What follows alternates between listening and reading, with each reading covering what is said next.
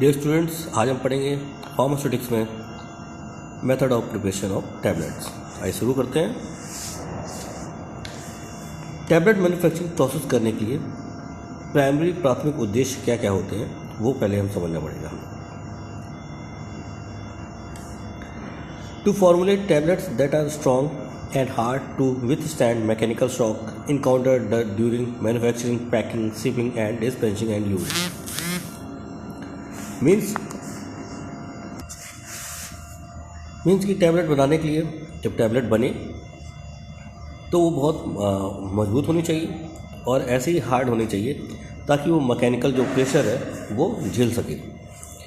और जब भी उसको निर्माण किया गया है या स्टोरेज किया जा रहा है या शिपिंग की जा रही है या पैकिंग की जा रही है या डिस्पेंसिंग किया जा रहा है, उस केस में टैबलेट टूटनी नहीं चाहिए। तो टैबलेट ऐसी बननी चाहिए। दूसरा उद्देश्य ये होता है कि जो टैबलेट है उनका जो वेट है वो लगभग एक समान होना चाहिए और उसमें जो ड्रग कंटेंट की मात्रा है वो भी सेम होनी चाहिए। क्या लिखा है? Uniform in weight and drug content. ठीक है, आगे देखते हैं। नेक्स्ट है टू फॉर्मुलेट। तीसरा है टू फॉर्मुलेट। टैबलेट को ऐसे बनाना है कि वो केमिकली और फिजिकली अस्थाई रहें, अस्थाईपन रहे उसमें लंबे समय तक। ठीक है, नेक्स्ट फैक्टर देखते हैं हम लोग। नेक्स्ट फैक्टर है टू फॉर्मुलेट। टैबलेट को ऐसे बनाना है कि जो बायो अवेलेबिलिटी हो वो उसकी रिक्वायरमेंट जो है उसी के हिसाब से हो। मतलब कि बायो अवेलेबिलिटी ये है कि वो दवा 1 घंटे में 15 मिनट में असर कर जानी चाहिए, तो वो 15 मिनट में असर करनी चाहिए। ठीक है, तो उसकी अवेलेबिलिटी वहाँ तक हो जाए जहाँ टिश्यू में वो अवेलेबल हो रही, पहुँच रही है दवा।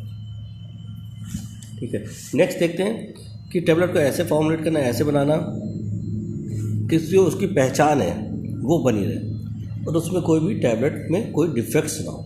ठीक है, मतलब टैबलेट उखड़ी ना हो, उसका कलर इधर उधर ना हो, असमान कलर ना हो, वगैरह वगैरह। ठीक है, आगे देखते हैं हम लोग।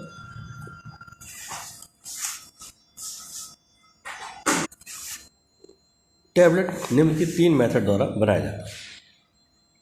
एक पहला होता है वेट ग्रेनुलेशन मेथड, दूसरा है ड्राई ग्रेनुलेशन मेथड और तीसरा है डायरेक्ट कंप्रेशन मेथड। तो इसको हम बारी बारी से समझेंगे कि पहले वेट ग्रेनुलेशन मेथड समझते हैं।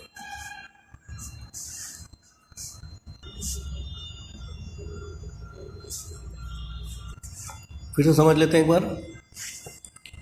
वेट ग्रेनुलेशन मेथड में क्या करते हैं, सबसे पहले जो भी पदार्थ होता है जिसकी टैबलेट बनानी है उसको क्या करते हैं, तौल लेते हैं कि इतने मात्रा की टैबलेट बनानी है। ठीक है, उसके बाद उनको पीसा जाता है, मिल किया जाता है, मिलिंग की जाती है और एक्टिव फार्मास्यूटिकल इंग्रेडिएंट के साथ उनको मिला दिया जाता है एक्सिपिएंट के साथ, लेकिन लुब्रिकेंट नहीं मिलाया जाता। उसके बाद बाइंडर सोल्यूशन बनाते हैं।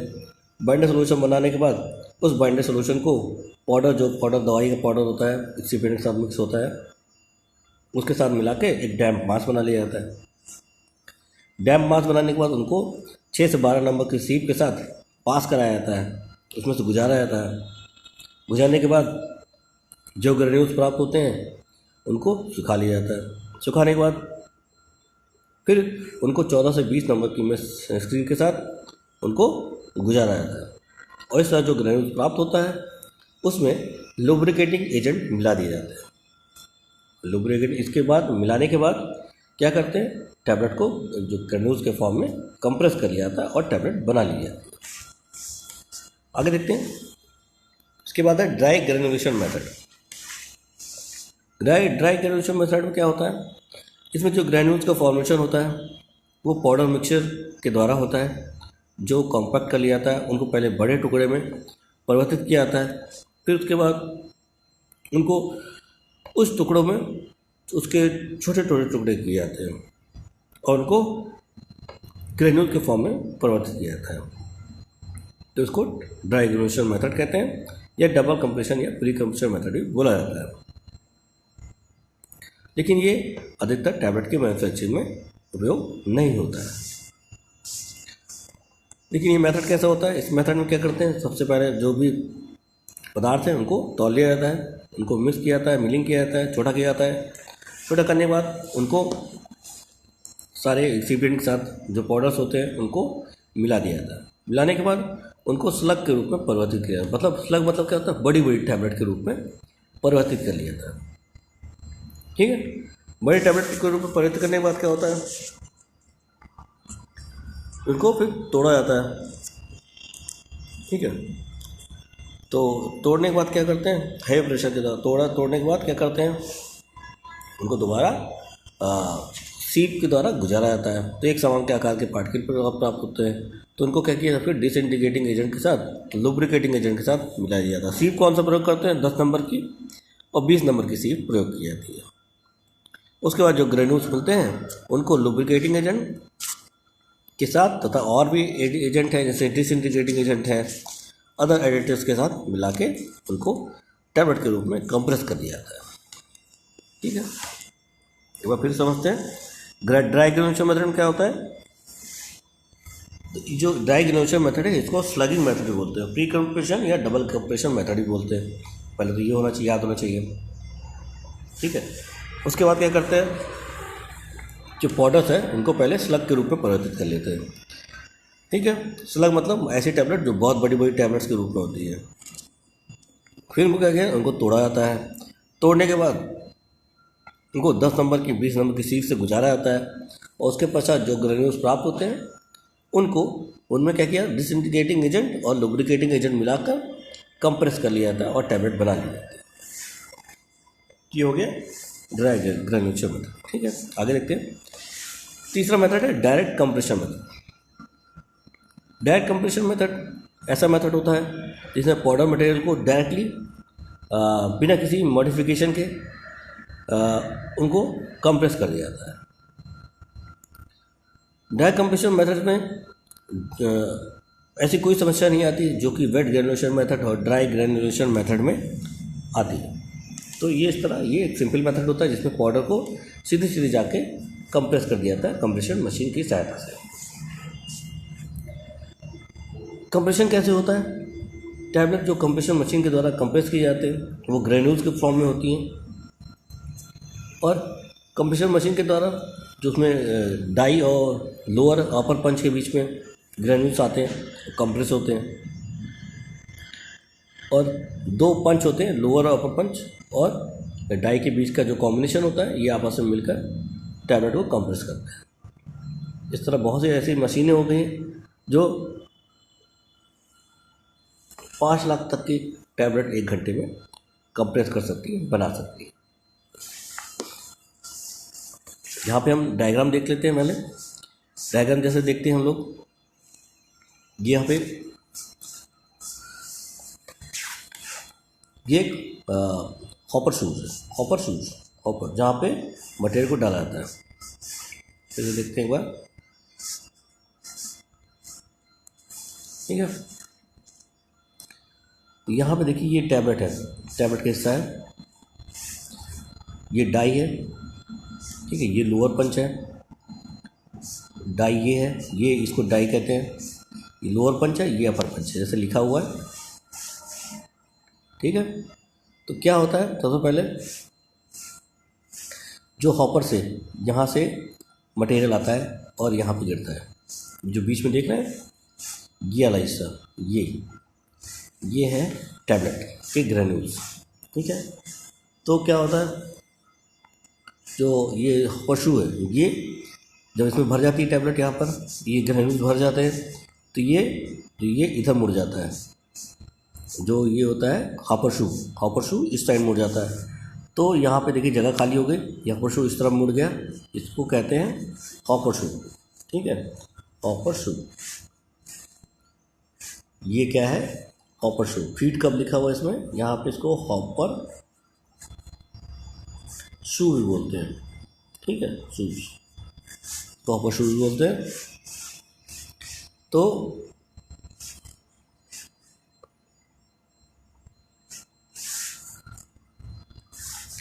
ये इधर घूम गया।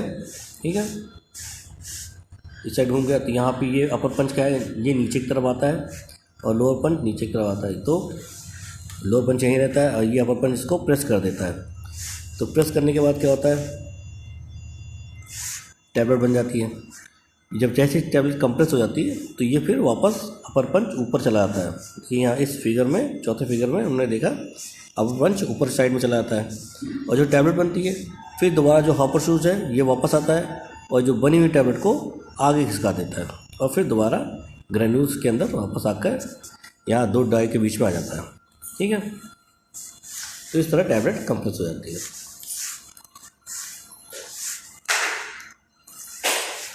तो सबसे पहले क्या होता है, जो फीड कप है, फीड कप के द्वारा ग्रेन्यूल्स दोनों डाई के बीच में आते हैं, डाई के बीच में आते हैं, भर जाते हैं। उसके बाद क्या होता है, अपर शूज एक साइड में हो जाता है, एक साइड में होने के बाद अपर पंच नीचे आता है और टैबलेट ग्रेन्यूल्स को कंप्रेस करता है। जैसे ही टैबलेट कंप्रेस हो जाती है तो अपर पंच ऊपर की तरफ वापस चला जाता है और जो टैबलेट कंप्रेस हुई रहती है वापस अपर शू वो उसको लोअर पंच क्या कहता है, नीचे से थोड़ा ऊपर की तरफ आता है और हॉपर शू जब वापस आता है तो टैबलेट को खिसका देता है दूसरी तरफ और फिर दोबारा हॉपर शू या फीड कप से डाई के बीच में ग्रेन्यूल भर जाते हैं और फिर यही प्रक्रिया चलती रहती है। ठीक है, आगे देखते हैं डिफेक्ट्स ऑफ टैबलेट। टैबलेट में क्या क्या डिफेक्ट्स पाए जाते हैं। मतलब जब भी टैबलेट बनाई जाती है तो अधिकतर क्या होता है कि उसमें दिक्कतें आ जाती हैं। क्योंकि दिक्कतें आती हैं, तो पहली जो समस्या है कैपिंग। पहली समस्या है कैपिंग। कैपिंग क्या होता है, कैपिंग को स्प्लिटिंग भी कहते हैं। तो टैबलेट की एक समस्या होती है कैपिंग या स्प्लिटिंग। इसमें क्या होता है, जो टैबलेट का ऊपर का सिरा या फिर नीचे का जो सरफेस होता है, ठीक है, वो थोड़ा सा या बिल्कुल पूरी तरह से उखड़ जाता है।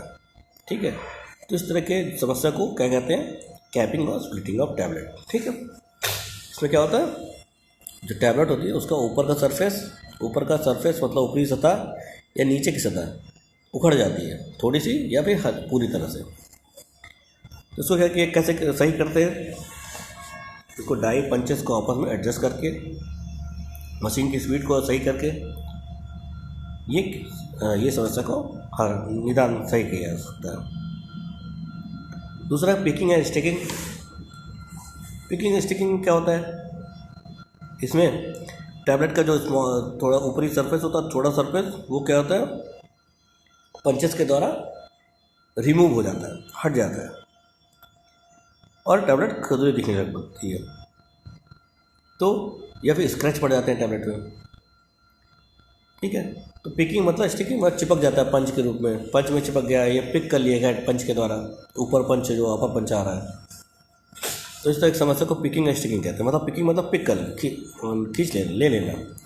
ठीक है, तो इस तरह की समस्या को कैसे दूर किया जा सकता है, डैम्प ग्रेन्यूल्स का यूज किया जा सकता है और ड्राई ग्रेन्यूल्स को हटा के थोड़ा उसमें लुब्रिकेंट हल्का सा मिला दिया जाता है और डाई पंच को भी लिब्रेट किया जा सकता है।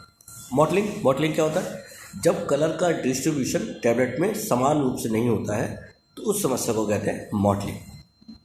ठीक है, कलर टैबलेट के केस में ये समस्या पाई जाती है जब कलर का वितरण टैबलेट में पूरी तरह से समान नहीं होता, कहीं धब्बा होता है, कहीं गाढ़ा होता है, कहीं हल्का होता है, तो एक समान टैबलेट कलर नहीं होता है, तो फिर इस समस्या को कहते हैं मॉडलिंग। ठीक है, तो इसमें सही से डाई यूज करनी चाहिए, तभी वो मॉडलिंग की समस्या दूर की जा सकती है। ये सॉल्वेंट सिस्टम को चेंज करके ये समस्या दूर की जा सकती है। नेक्स्ट है हार्डनेस वेरिएशन। हार्डनेस मतलब जो कठोरता होती है टैबलेट की वो अलग अलग हो जाती है। ठीक है, तो ये समस्या को कैसे किया जाता है कि ग्रेन्यूल सही से आते नहीं डाई में, साइज सेपरेशन नहीं होता ग्रेन्यूल्स का, ग्रेन्यूल बहुत महीन हो जाते हैं, इस तरह के कारण ये समस्या होती है। डबल इम्प्रेशन क्या होता है, जब भी टैबलेट में कोई भी नाम लिखा था, इम्प्रेशन लिखा था, जैसे पैरासीटामॉल लिखा हुआ है, तो उसमें क्या होता है कि कभी कभी जो पंच है 2 बार आ जाता है। ठीक है, जो कंप्रेशन होता है, पंच प्रिंट होता है डबल हो जाता है। इससे जो मोनोग्राम होता है वो 2 बार छप जाता है, तो उसको कहते हैं डबल इम्प्रेशन। इसमें क्या होता है, जो पंच पे लिखा रहता है इम्प्रेशन, वो जैसे ही मारता है तो उसके बाद दोबारा फिर आ जाता है। ठीक है, 2 बार आ जाता है, तो इस समस्या को कहते हैं डबल इम्प्रेशन। जब टैबलेट में जो लिखी हुई मोनोग्राम वाला होता है मोनोग्राम जो छपा रहता है या लिखा रहता है वो डबल छप जाता है, तो उस समस्या को कहते हैं डबल इम्प्रेशन। ठीक है, जो लेटर्स प्रिंटेड होते हैं वो 2 बार हो जाते हैं। ठीक है, तो ये समस्या होगी defects of tablet, capping, picking, sticking, modelling, height weight variation, hardness variation, double impression. ठीक है, आगे देखते हैं इवैल्यूएशन टैबलेट। इवैल्यूएशन मतलब टैबलेट में क्या होता है कि टैबलेट का इवैल्यूएशन कैसे किया जा सकता है, कि कैसे कैसे क्या क्या नापा जा सकता है। सबसे content of active ingredient tablet में जो हर टैबलेट पे है उसमें मेडिकामेंट समान रूप से भरा है कि नहीं भरा है, इस चीज़ को चेक करते हैं। वेट चेक किया जाता है, फ्राइबिलिटी टेस्ट चेक किया जाता है, हार्डनेस टेस्ट है, डिसइंटीग्रेशन टाइम टेस्ट है, डिसोल्यूशन टेस्ट है। तो पहला जो content of active ingredient, absolute drug content test, assay of active ingredient, मतलब जो टैबलेट होती है उसके अंदर कितना मेडिकामेंट है, तो लिमिट्स के अंदर है और ज़्यादा तो नहीं है। इस चीज़ को चेक किया जाता है जब ऐसे परफॉर्म किया जाता है और ऑफिशियल मोनोग्राफ के हिसाब से, तो वो ये टेस्ट कहलाता है। ठीक है, इसमें क्या ज्ञात किया जाता है, मेडिकामेंट कितनी मात्रा में एक टैबलेट में है। दूसरा है वेट यूनिफॉर्मिटी टेस्ट या वेट वेरिएशन टेस्ट। इसमें क्या करते हैं, इसमें टैबलेट का वेट मापा जाता है। ठीक है, कि 120 मिलीग्राम की टैबलेट्स है उनको वे किया जाता है, तो उनके बीच में प्लस माइनस 7.5% का आगे पीछे होना चाहिए। ठीक, हो सकता है, मतलब एक ही बैच में टैबलेट बन रही है उनके बीच बहुत ज़्यादा अंतर नहीं होना चाहिए। ठीक है, 120 मिलीग्राम की जो टैबलेट बन रही है तो उनके में जो डिफरेंस होना चाहिए वेट वेरिएशन का वो बहुत ज़्यादा नहीं होना, 10% के आसपास होना चाहिए। ठीक है, इसी तरह फ्राइबिलिटी टेस्ट होता है। फ्राइबिलिटी टेस्ट क्या होता है कि टैबलेट ट्रांसपोर्टेशन समय, पैकिंग समय उसका कोई वेट लॉस कितना होता है, उस चीज़ को चेक किया जाता है। ठीक है, और लगभग ये वेट लॉस होना चाहिए, ये जो फ्राइबिलिटी टेस्ट होता है लिमिट होनी चाहिए इसकी, ये 0.8% से ज़्यादा नहीं होनी चाहिए। ठीक है, इसमें फाइब्रिलेटर एक इक्विपमेंट है जिसको हम प्रैक्टिकल में भी करेंगे, तो उसमें हम देखेंगे कि टैबलेट की वेट लॉस कैसे होता है। ठीक है, उसके बाद हार्डनेस टेस्टर है, हार्डनेस टेस्टिंग, ये प्रकार कठोरता चेक की जाती है टैबलेट की। तो इस टैबलेट को चेक करने के लिए, हार्डनेस टेस्ट को चेक करने के लिए 2 इक्विपमेंट यूज किए जाते हैं। एक होता है मॉन्सेंटो हार्डनेस टेस्टर और दूसरा होता है फाइजर टैबलेट हार्डनेस टेस्टर। 2 तरह टेस्टर यूज किए जाते हैं जिसमें हार्डनेस मापी जाती है। अगर हार्डनेस 4 kg के आसपास होती है तो उनको टैबलेट को उपयुक्त माना जाता है। ठीक है, और अगर 6 kg के आसपास टैबलेट होती है, इससे अधिक होती है, तो टैबलेट को बहुत ज़्यादा कठोर माना जाता है। डिसइंटीग्रेशन टाइम टेस्ट, इसमें क्या करते हैं, टैबलेट को टूटने का टाइम नापा जाता है और इसके लिए एक ऑपरेटर्स की सहायता ली जाती है जिसको कहते हैं टैबलेट डिसइंटीग्रेशन टेस्ट ऑपरेटर। इसमें क्या करता है, जो टैबलेट्स होती है एक पर्टिकुलर टाइम में कितने समय तक वो टूट जाती है, इसको चेक किया जाता है। ठीक है, तो कोटेड टैबलेट जो होती है वो 1 घंटे में टूटती है, जबकि अनकोटेड टैबलेट होती है वो 30 मिनट में टूटती है। डिसोल्यूशन टेस्ट में क्या होता है, डिसोल्यूशन टेस्ट में क्या होता है कि टैबलेट कितनी देर में घुल रही है बॉडी के अंदर जाने के बाद, बॉडी फ्लूइड के संपर्क में आने के बाद, तो उस चीज़ को चेक किया जाता है कि कितना घुल रही है। ठीक है, तो और ये ऑफिशियल मोनोग्राफ के हिसाब से ये टेस्ट होते हैं कि कोई टैबलेट, और इस टेस्ट को मापने के लिए क्या किया जाता है, एक ऑपरेटर का उपयोग किया जाता है जिसको कहते हैं डिसोल्यूशन टेस्ट ऑपरेटर्स। ठीक है, ये भी प्रैक्टिकल का ही पार्ट है।